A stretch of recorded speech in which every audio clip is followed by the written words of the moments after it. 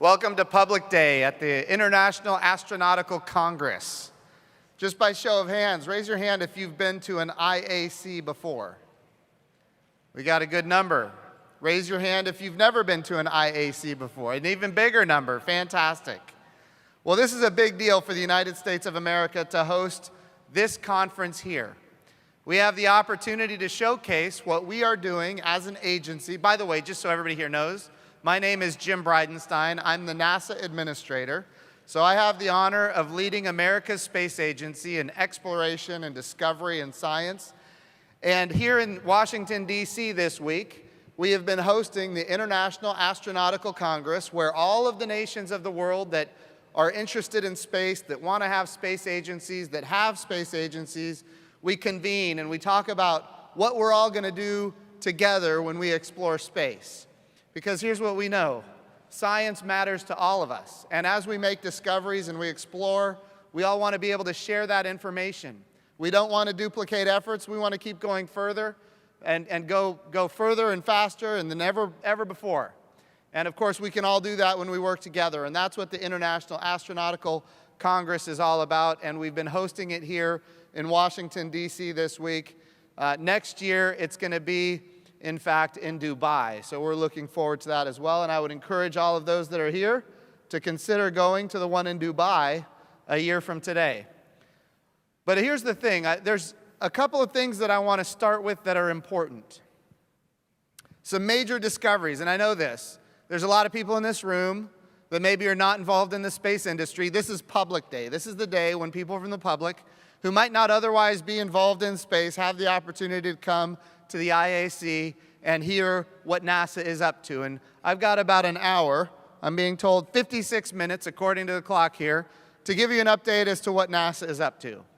But to start, I want to share some things I think that are absolutely remarkable.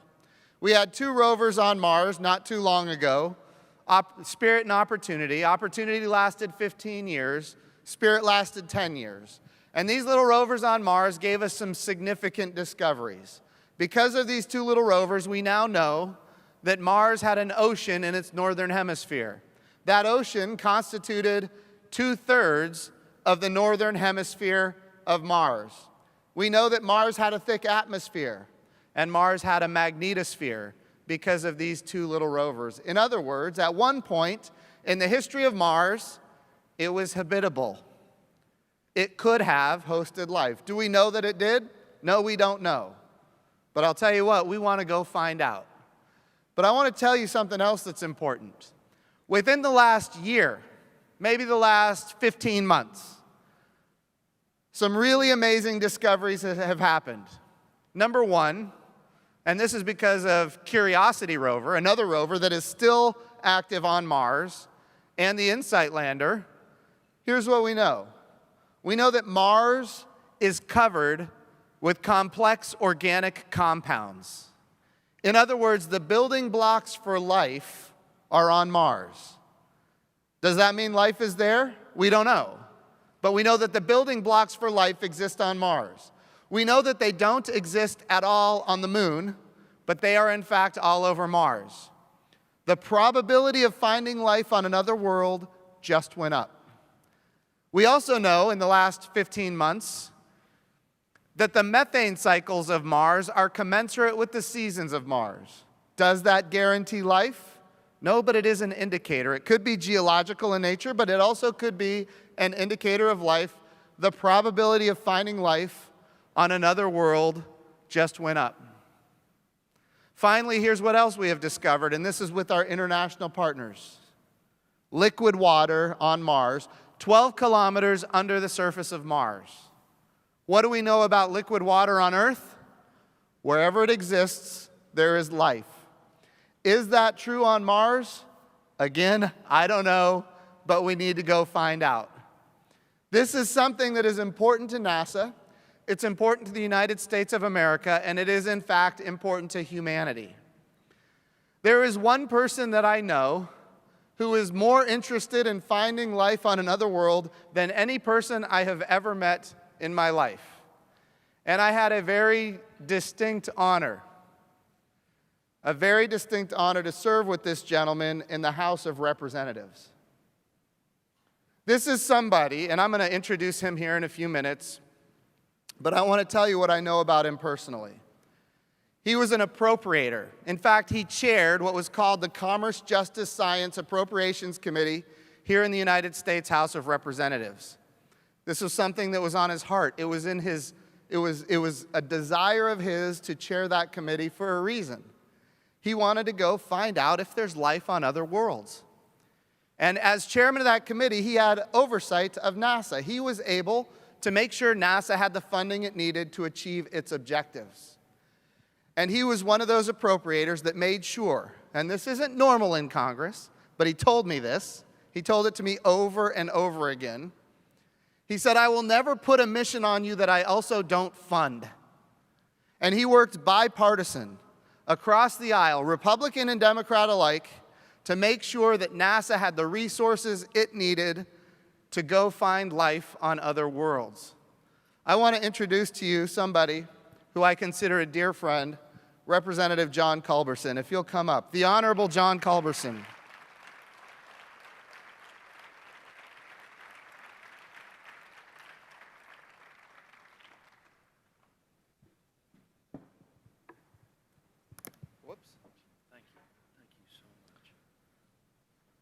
We are honoring Representative John Culberson with what is called NASA's Distinguished Public Service Medal. This is the absolute highest medal that we can give to a citizen of the United States. We are so grateful for all of your leadership and all of your help, and oh, by the way, all of your funding for our missions. So with that, I'd like to give you this medal. This is the Distinguished Public Service Medal from NASA.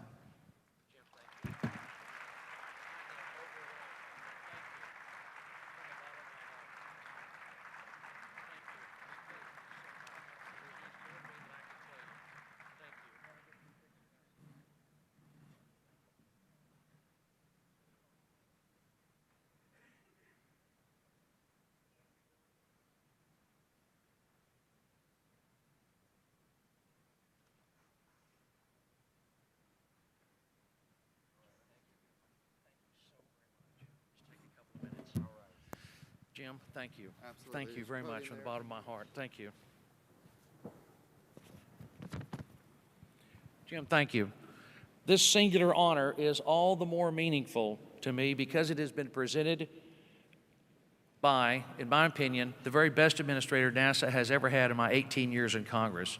You're the best cheerleader the agency ever had and the most knowledgeable. Just so you know, there's other NASA administrators here. Thank you, Jim, for this important recognition and for all your help during our time together in Congress to help lift up America's space program in a bipartisan way. We always did so in a bipartisan way. I especially want to thank my wife, Belinda, and our daughter, Caroline, for putting up with all the aggravations and long separations caused by my public service, and for enduring my lifelong obsessive fascination with scientific discovery and space exploration. I also want to thank my new law partner, Kevin Kelly, for helping me better utilize the power of the purse as an appropriator, as a chairman of the Commerce, Justice, Science Subcommittee to enforce the law as the founders intended. The power of the purse is the most important check and balance in the Constitution. And I want to thank Kevin for helping me get started so successfully in this new phase of my life. Above all, I want to thank the voters of West Houston for entrusting me to represent them in the United States Congress for 18 productive years. They supported me in all of my most visible work, expanding Interstate 10 in West Houston and rebuilding after the devastating floods of Hurricane Harvey. But the voters of District 7 also supported me in my less visible work in support of medical and scientific research, and the work that gave me the greatest joy of all, to restore our space program and to lift NASA funding as close as I could get it back to the glory days of Apollo.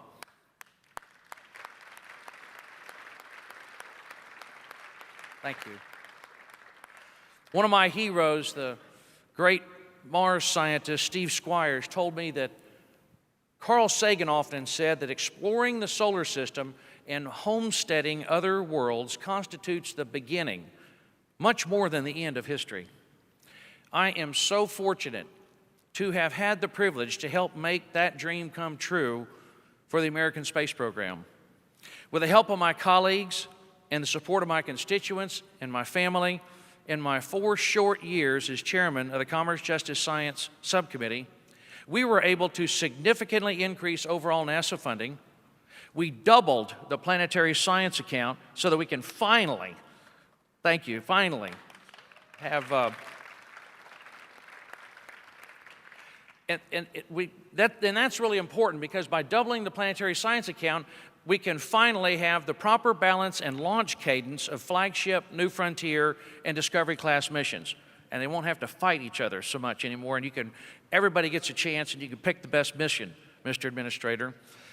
And best of all, working together in a bipartisan way, we ensure that it will be an American orbiter and lander, as part of an international team, that will be the first in human history to seek out life in the hidden worldwide ocean of Europa. And we laid the groundwork to ensure that it will be an American spacecraft, as part of an international team, that will be the first interstellar mission to travel to the nearest Earth-like planet with a spectral fingerprint of life in its atmosphere. The most exciting and meaningful part of my 18 years in Congress has been my work with all of you in the space program, all of you who can see over the horizon into the far future, and to help you make those dreams come true.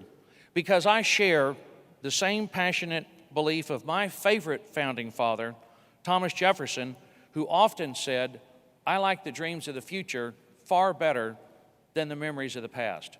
Thank you very much. Thank you, Jim. All your help, brother. Thank you. What a joy. Thank absolutely. you. Thank you so much.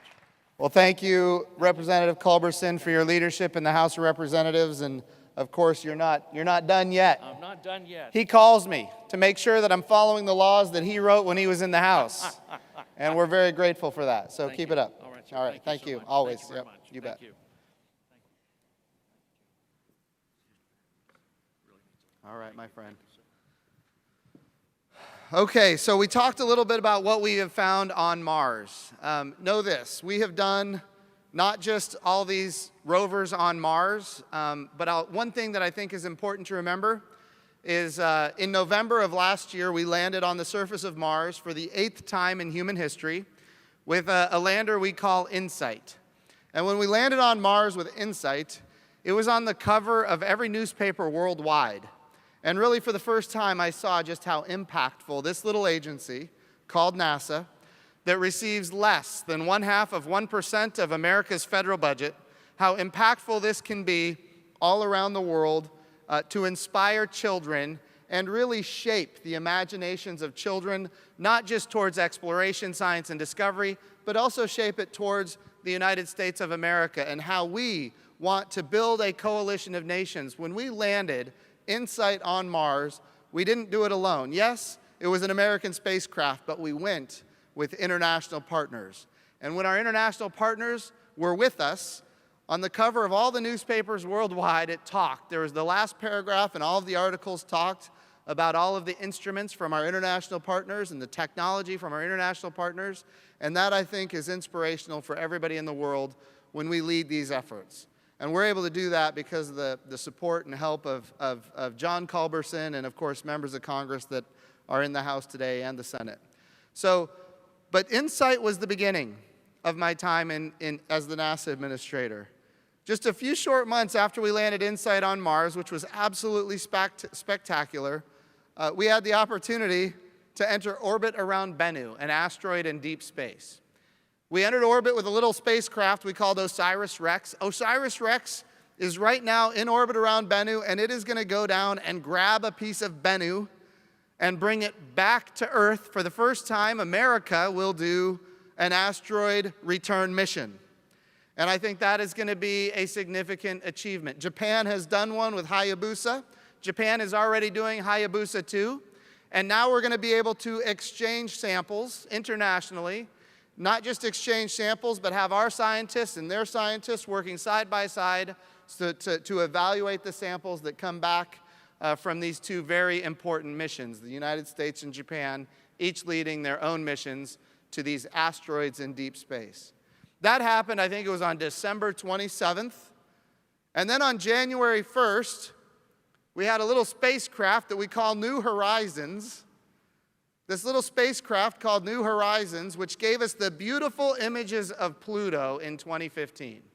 Raise your hand if you saw those images of Pluto in 2015. They were phenomenal. Thank you for doing that. I just got to know my audience, right? So those beautiful images of Pluto were not the end. They were the beginning. New Horizons kept going, and it went way out to what we call the Kuiper Belt, where there's all kinds of objects in deep space. We're talking about 4 billion miles from Earth, and we got these beautiful images of something called Ultima Thule, an asteroid in deep space that is in fact what we now know to be a binary contact, 2 asteroids that came together, and we are still getting absolutely beautiful images back from the New Horizons spacecraft that gave us the beautiful images and the science and the data on Ultima Thule. Now, while we're on this topic of New Horizons, there's something else that I think is important to note. 2006, many of you in this room are aware that Pluto got downgraded from a planet to a dwarf planet. Boo, I hear some people booing. That's my sense. So that happened before these images we got in 2015 and before the science that we got in 2015. And some people have argued that a planet, in order to be a planet, you have to be able to clear your orbit around the sun. Well, what we now know is that if that's the definition that we're going to use, you could really undercut all the planets. They're all dwarf planets because there isn't a planet that clears its entire orbit around the sun. That being the case, I think it's a sloppy definition. Many of you have heard me say this publicly. I think the way you should define a planet is based on its intrinsic values, not the values that constantly change like orbital dynamics. So when I think about Pluto and what we got back from New Horizons, here's what we know. Pluto has an ocean under its surface. Pluto has complex organic compounds on its surface. Pluto has a multi-layer atmosphere, and Pluto has its own moons. I'm here to tell you, as the NASA administrator, I believe Pluto is a planet.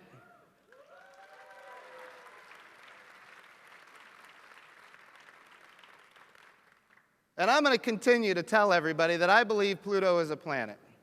And I know there's a lot of scientists out there that agree with that assessment, and we need to keep letting people know. Because that New Horizons mission was amazing, and it's giving us great information. Okay, so from New Horizons, in February, we saw the Crew Dragon, one of NASA's commercial crew programs, attached to the International Space Station. We are on the cusp of, once again, launching American astronauts on American rockets from American soil for the first time since the retirement of the space shuttles in 2011.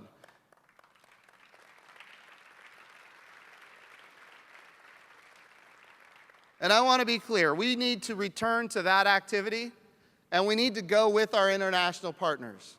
We're looking for all of our international partners to step up and help us as we work to commercialize low Earth orbit. Here's what we're trying to achieve. We are using the International Space Station for really 2 lines of effort for an eventual commercialization of low Earth orbit. These 2 lines of effort include industrialized biomedicine. And here's what we're trying to do. We're looking for breakthroughs. We need breakthroughs that will transform how we live on Earth. And when those breakthroughs occur, capital will flow into what will be commercial habitation capability, commercial space stations in low Earth orbit.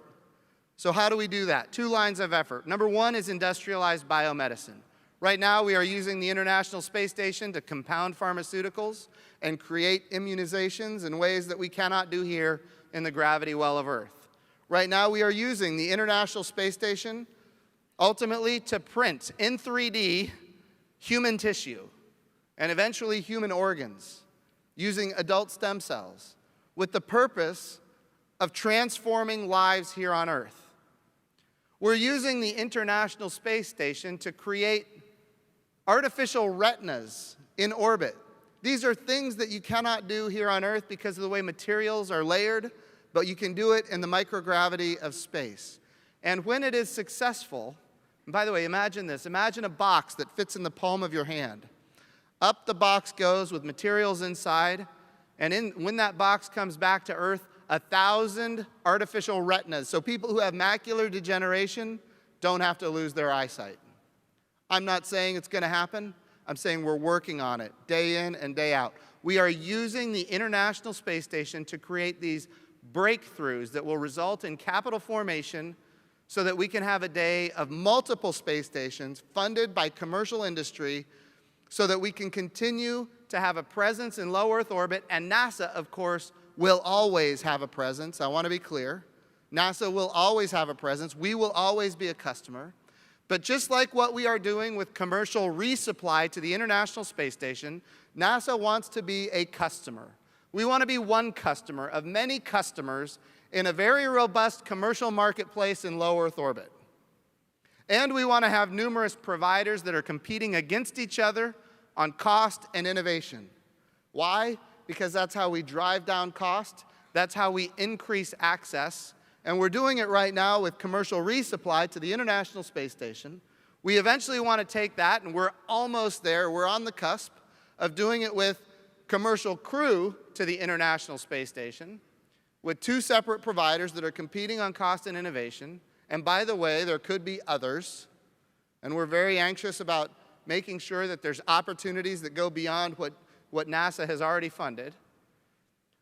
But then eventually what we need to do next is we need to see habitation in low Earth orbit that is commercial in nature. So we need that industrial biomedicine to be successful, and we need advanced materials to be successful as well. We talk about Z-band and fiber optics. These are just some of the capabilities that we are using the International Space Station to prove out that you can create very pristine, clear fiber optics in a way that ultimately, if it's achievable, will reduce the cost of fiber optic networks here on Earth. The business case closes, and capital will flow to commercial habitation and, in fact, in-space manufacturing in ways that right now does not exist. We are using the International Space Station for commercialization. I want to be clear. Some people would suggest that the International Space Station competes against private habitation in low Earth orbit. That is fundamentally untrue. We are using the International Space Station to enable our commercial operators to ultimately be successful. So in low Earth orbit, commercial resupply, commercial crew, eventually commercial habitation. Here's what we know. We do not want a gap in low Earth orbit. You know, we had the challenge with Apollo is that it ended. And ultimately, when it ended, we had an 8-year gap before the shuttles. And then we had the shuttles that ended.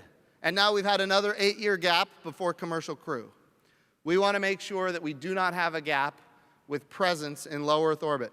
There are kids graduating from high school today that have lived their entire lives with Americans living and working in space.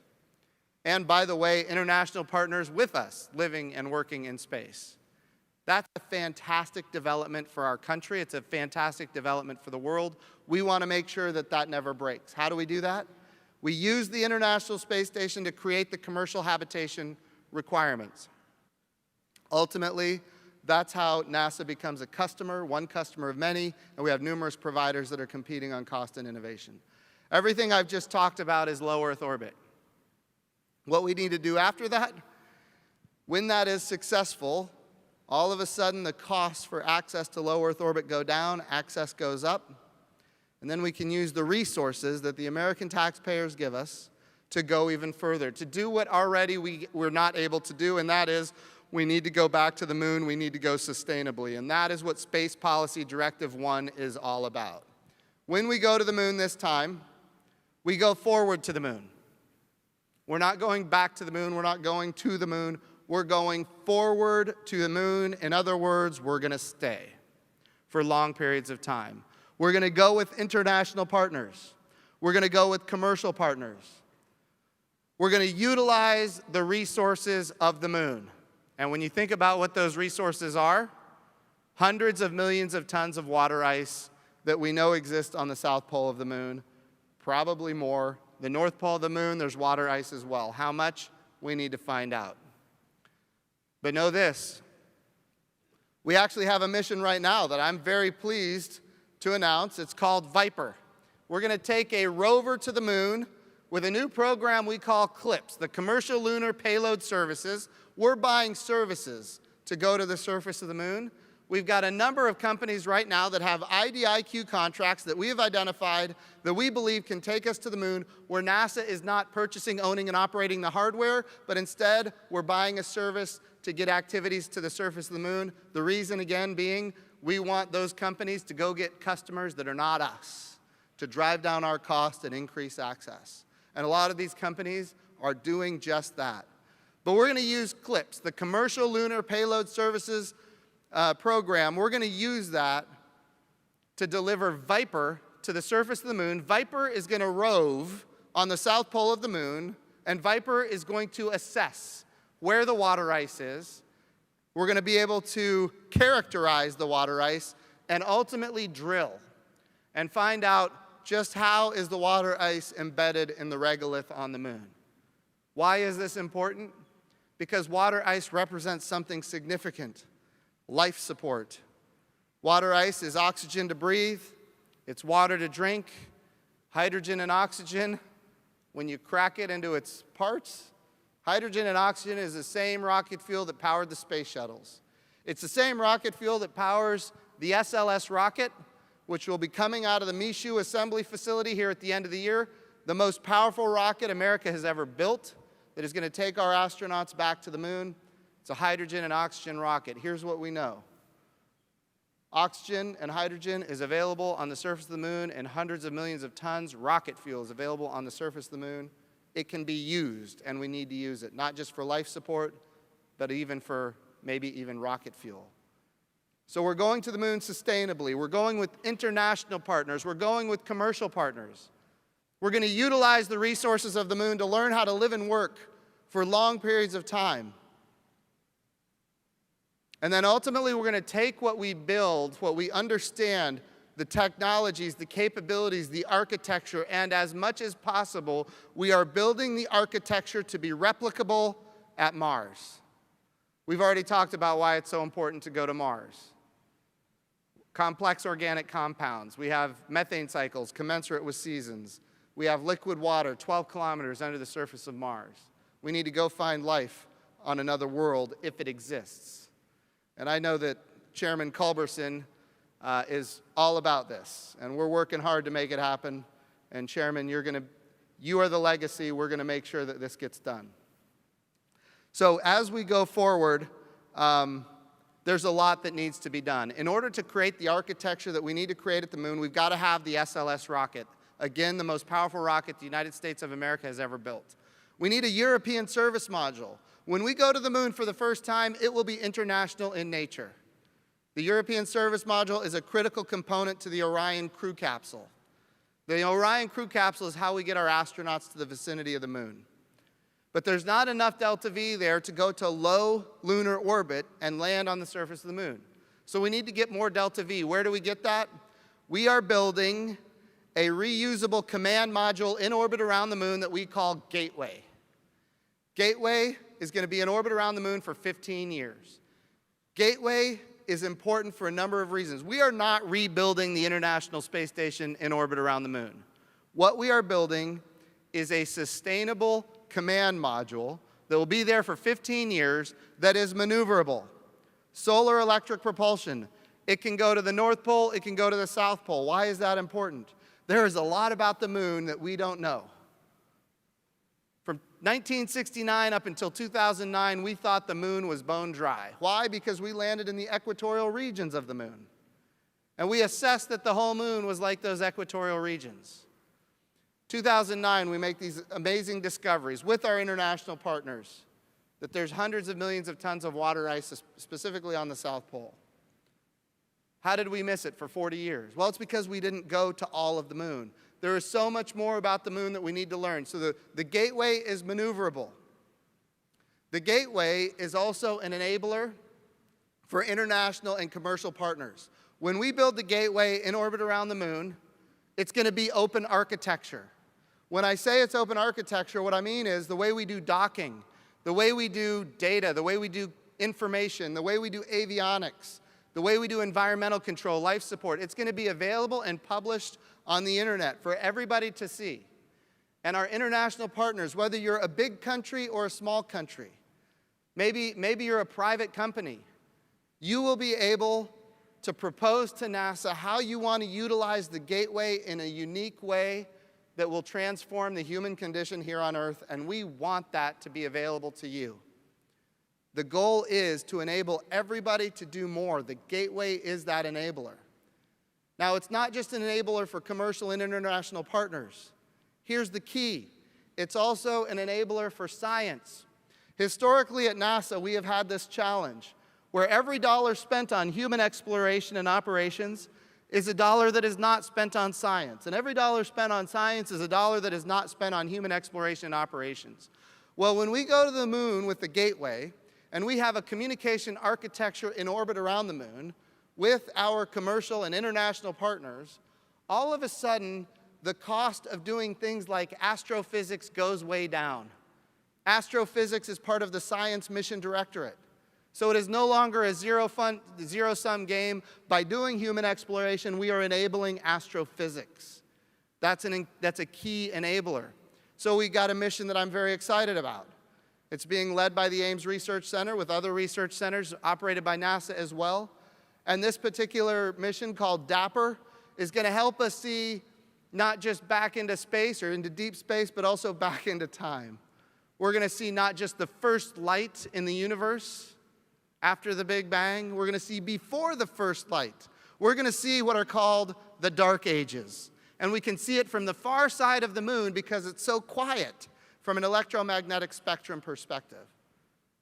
And the reason we're able to think about this now is because we're going to have a communication architecture around the moon that includes the Gateway. And that communication architecture means that we don't have to launch a $500 million, a $500 million mission around the moon. We can launch a mission around the moon that does astrophysics for $90 million because there's already an architecture of support there. In other words, we can do more science, not less science, when we do human exploration to the moon. That's a very positive development. And remember, the Viper lander is going to be on the moon as well. And we can have numerous missions to the surface of the moon with humans, some of them American, some of them with our international partners, maybe some of them commercial industry. Maybe they're interested in the platinum group metals that could be on the surface of the moon. People are familiar with rare earth metals. The challenge with the Earth is that we have a very active geology and a very active hydrosphere and a very active atmosphere, which means anything that impacted the Earth billions of years ago is not today where it used to be. It's in very trace amounts when you find it at all. Well, the moon is different. It doesn't have an active geology. It doesn't have an active hydrosphere. It doesn't have an active atmosphere, which means anything that impacted the moon billions of years ago is today right where it was billions of years ago, and that would include those asteroid impacts that are those rare earth metals, which in this case would be rare lunar metals. Now, are they there in big deposits? I don't know, and neither does anybody else. But let's go find out. That's what this is all about. Exploration, discovery, and science. Remember the science I talked about just now, how these asteroid impacts from billions of years ago could be today right where they were billions of years ago. But this is also true. The sun has subatomic charged particles coming from it and impacting with the moon all the time because it doesn't have an atmosphere or a magnetosphere. And by the way, those subatomic charged particles are probably today right where they were billions of years ago. So the moon doesn't just represent an opportunity to do astrophysics like the DAPPER mission. It represents an opportunity to do heliophysics, the study of the sun on the surface of the moon. The moon is a repository of the early solar system. So when we talk about the moon, it's about astrophysics, it's about heliophysics, the study of the sun. It's about planetary science. What can we learn about the moon and apply to other planets? And it's about Earth science. A lot of people know or believe, and I don't know, I wasn't there, but a lot of scientists believe that the moon was at one time part of the Earth. And so we can learn maybe about the early Earth by studying the moon. So all of these opportunities are available to us when we go to the moon with human exploration, and all of it enables the Science Mission Directorate of NASA. They are not, in fact, mutually exclusive. They work hand in glove, and all of us can do more when we work together.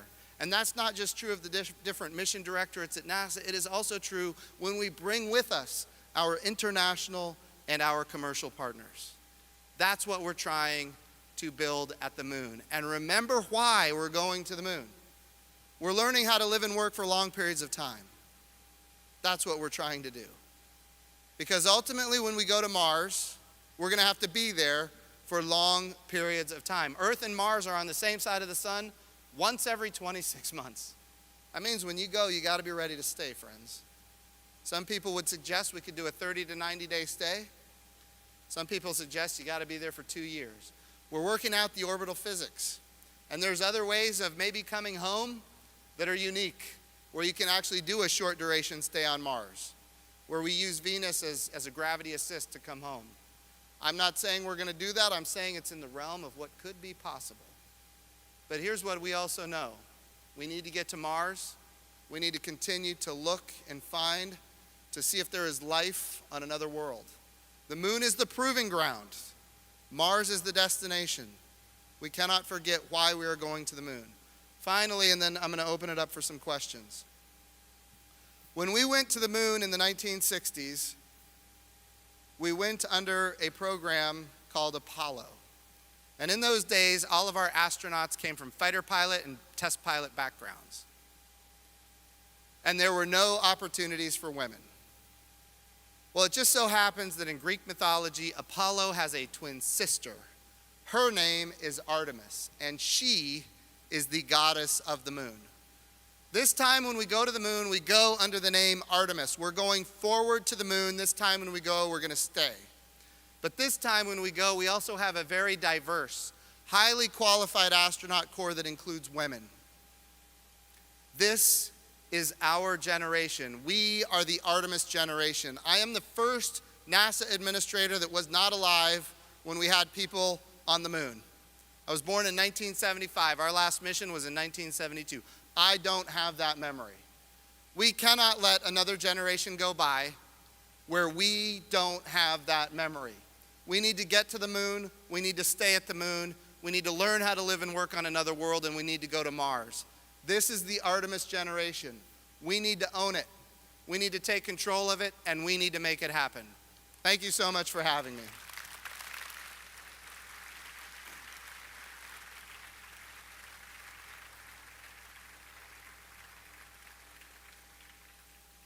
Okay, so I've got questions here on this laptop. There's different questions here. Just so you guys know, what is this thing called? What is it? Slido. Is that right? So if you guys want to ask questions, here's a way to do it.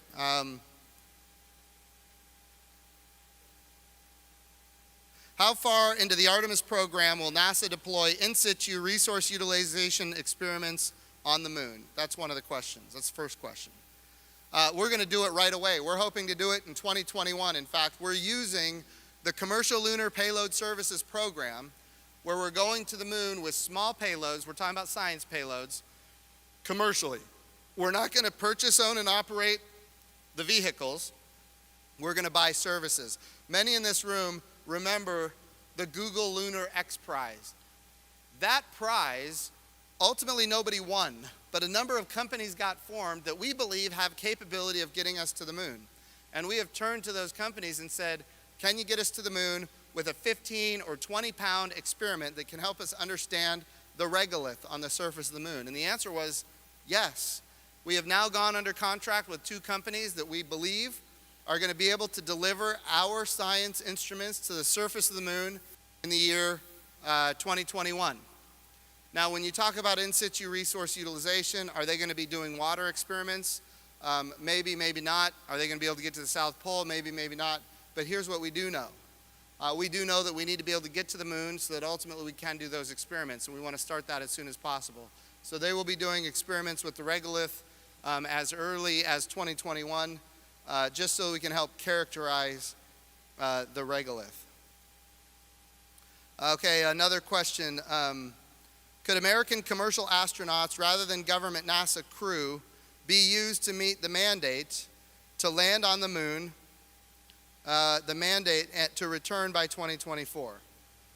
The answer is yes, absolutely. When we do commercial crew, in fact, one of our commercial crew providers going to the International Space Station is in fact Boeing, and they have a Boeing astronaut that will be with the crew on the very first test flight of the Boeing crew capsule called Starliner that goes to the International Space Station.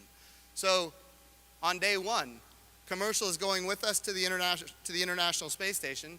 And the way, remember, what we're doing right now, we talked about the gateway in orbit around the moon and all that it enables: astrophysics, heliophysics, lunar science, planetary science, earth science, the gateway, international partners, commercial partners. People can build applications for it that include all of the above.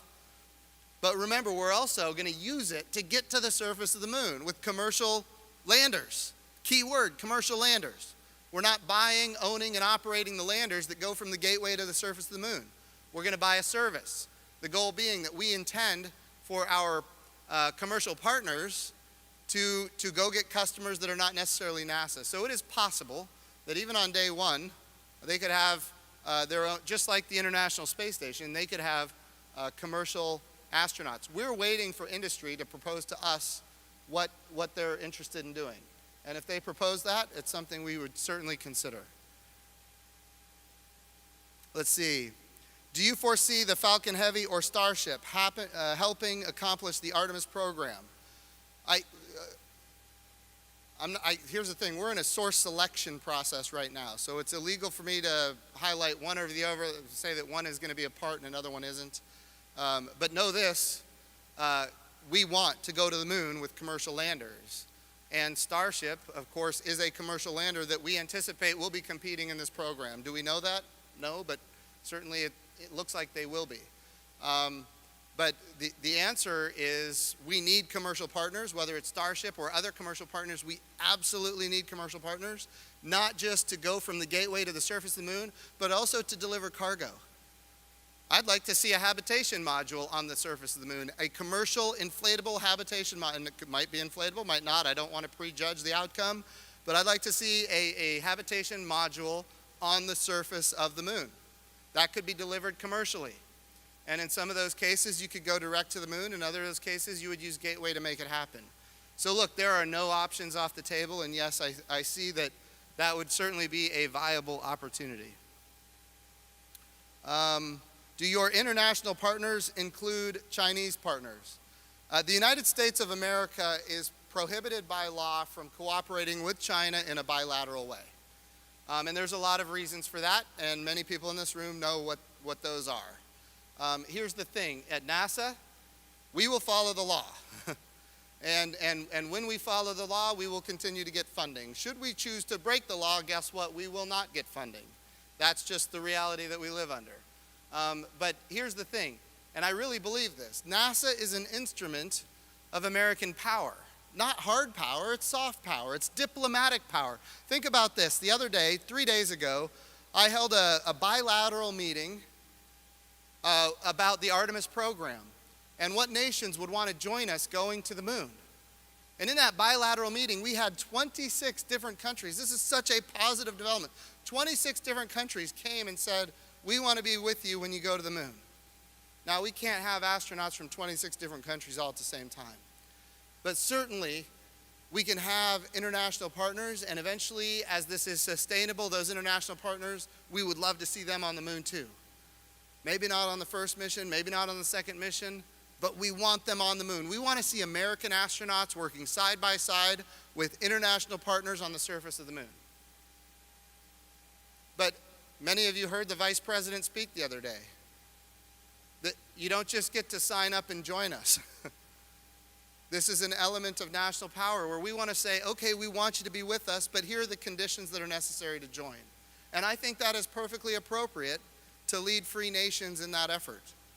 And so right now we are prohibited by law from partnering with China in a bilateral way, but certainly in the future depending on conditions, we would be open to that. But it's not just, hey, sign up and you get to come with us. How far? Okay, let's see. I'm looking at some of these I've already answered.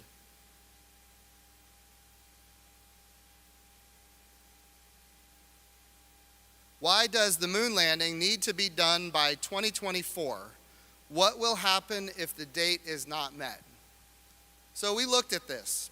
We actually did a proposal, a budget proposal that said if NASA's budgets don't change, except for maybe with inflation, if NASA's budgets don't change, how does that affect our program to go to the moon? And we put together a budget request. And we said, look, if we do it, we could do it by the year 2028. That's a 10-year program given where we were at the time. Here's what we know about history. You go back to the 1990s.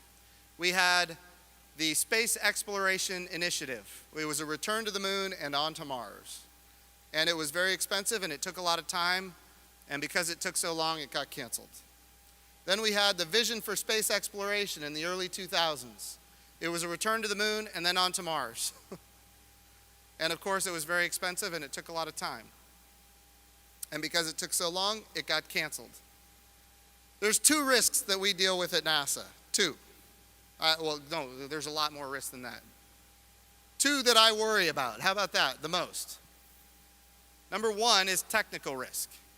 I can tell you this, given what I know about NASA and our engineers and our scientists and our technicians, NASA and our international partners, we can handle the technical risk. I have absolutely no doubt about our ability to handle the technical risk. There's another risk. It's political. We used to have John Culberson in the House, and he would make sure that we got what we needed to accomplish our objectives. That wasn't always the case. And if you look back in time, when we don't have people that are our champions on the Appropriations Committee, we run into problems. In this particular case, the risk is if we go 10 years, we increase the political risk. If you want to retire as much as possible the political risk, you got to go faster. So what is our goal? Our goal is to get to the moon sustainably with international partners, with commercial partners. In order to do that, we need to go fast. So I was given the task, hey, if you wanted to go as soon as you could get there, how would you do it? How much would it cost? And we came back and we amended the budget request, which is not a normal process. Chairman of the Commerce, Justice, Science Appropriations Committee can tell you that is not a normal process, but we went back and we amended the budget request to ask for an additional $1.6 billion for the Artemis program, namely to get a human landing system to the surface of the moon from the Gateway. Now we're going to buy that commercially. We're not going to own and operate it, we're going to buy it commercially. But that $1.6 billion is what was necessary to accelerate the program to, as much as possible, reduce the political risk. That's what we're trying to do. Now, if we do that, remember, everything still has to go very well. Is it in the realm of what is possible? Absolutely. Is it difficult? Yes, it is difficult. Everything has to go according to plan to achieve a 2024 moon landing. But here's what we know. If we make it a longer program, it is subject to more political risk, and that's what we're trying to retire. So that's what the 2024 date is all about.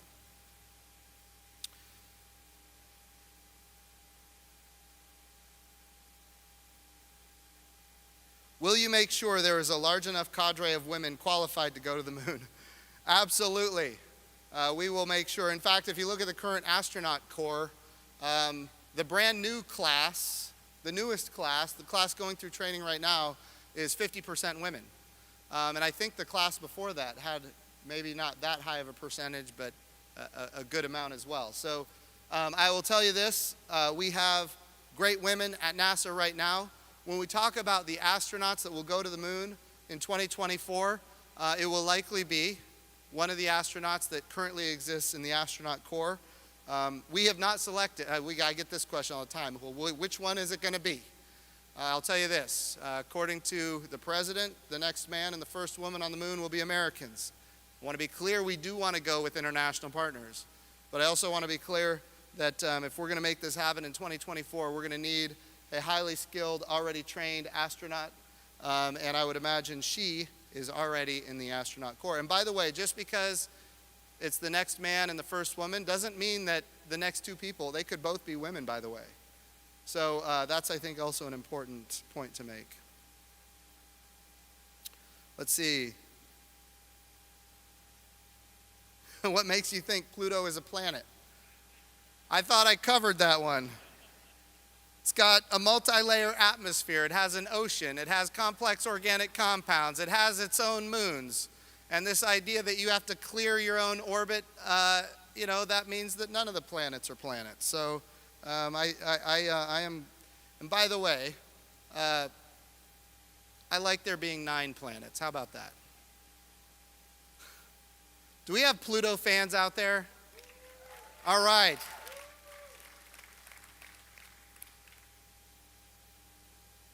What is the process for choosing which human lander to use? We put out what we call a broad agency announcement, the process for choosing the lander. So this is the challenge, right? We're going to go fast. Why are we going fast? Because it reduces political risk. And of course, we want to go fast because the faster we get to the moon, the faster we get to Mars. It's all of the above. It's all inclusive.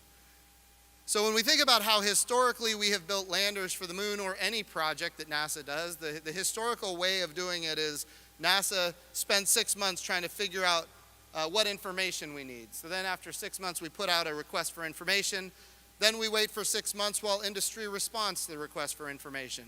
Then after we get that information, we evaluate all that information for 6 months, and then we put out a request for proposal. And then industry, after 6 months, they'll respond to that request for proposal. Then we spend 6 months looking at all the proposals, and we do a source selection. So 2.5 years into the program, we finally get a contractor that we decide on, and maybe a number of contractors that we decide on.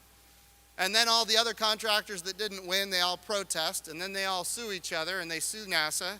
And 5 years into the program, we actually get somebody on contract who actually achieved the objective. Well, we got to be on the moon in 5 years. We can't wait around for that.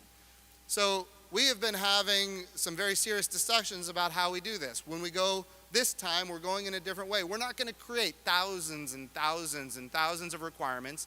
In essence, designing the spacecraft and the requirement process, we want to turn to private industry and get their feedback. And we want them to tell us how they're going to take our astronauts to the moon. That's why we have what we call the broad agency announcement. I will tell you that we have amazing contractors that are already signing up and more that will be signing up to compete. As far as giving any insight into what that competition ultimately will look like and who will win, I cannot say, but we are very excited about the fact that we have many, many interested parties in being a part of that. Let's see. Isn't human space exploration about humankind as a whole rather than which nation is taking the lead? Absolutely. When we went to the moon, it was humanity going to the moon. Was it important that the United States of America led it? I think so. There was a great power competition underway at the time. It was the United States of America and the Soviet Union. And I think it was important that the United States of America won that space race. Now, to be clear, without that great power competition, you wouldn't have had Sputnik. You wouldn't have had the first human in space, Yuri Gagarin, the first person to orbit the Earth, Yuri Gagarin.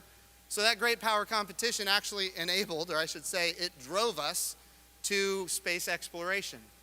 In some ways, that can actually be beneficial for the long term. I would also say that when we landed on the moon, it changed the dynamics entirely. All of a sudden, the United States of America and the Soviet Union wanted to partner with each other. Imagine that. In the height of the Cold War, there was an amazing partnership that came together. We think back to 1975. An Oklahoman, General Tom, I'm an Oklahoman, so I'm proud of him. General Tom Stafford in 1975 was part of the Apollo-Soyuz project. And he went from the Apollo capsule to the Soyuz capsule, and we had, for the first time, a space station that was international in nature. So that drove us to a position where we were partnering. Look, competition is a driver, cooperation is an enabler. And now we went from the Apollo-Soyuz program, or if you go to Russia, it's the Soyuz Apollo program, But you go from that program in 1975, which of course was started well before that, to the Shuttle Mir program. Again, the Space Shuttle, United States of America, Mir would be Soviet. And then you go to the International Space Station. So you go back, this partnership goes back to 1975. Does it matter who leads? In my view, it does matter. Do we go together? Absolutely. And by the way, different countries can lead on different things. There's nothing wrong with that. If you're a country out there and you want to lead on something and you want the United States to be a partner, we're all about that. We want to be a partner on a lot of missions as well. So I would say if you look forward, there's going to be different countries taking different leads. I'll tell you where the United States will lead.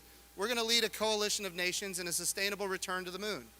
And by the way, because we are doing that, you know, when you look at the budget, our NASA budget, $21.5 billion annually, it makes sense that we would lead. And that's a good thing. But there are other nations that want to lead in different things, and they want the United States to be a partner, and we're for that too. So yes, we all go together, and at the same time, different nations can lead on different things. I've got 2 minutes left. I'm going to close it out here.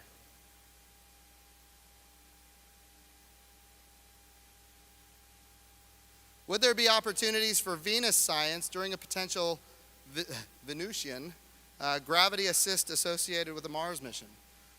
So that's way out there, but I would imagine, yes, we're not going to fly by another planet if we're not going to be collecting science on it. That's just a matter of fact. And of course, what we know about Venus helps us inform about our own planet. And what we learn about Mars helps us know about our own planet as well.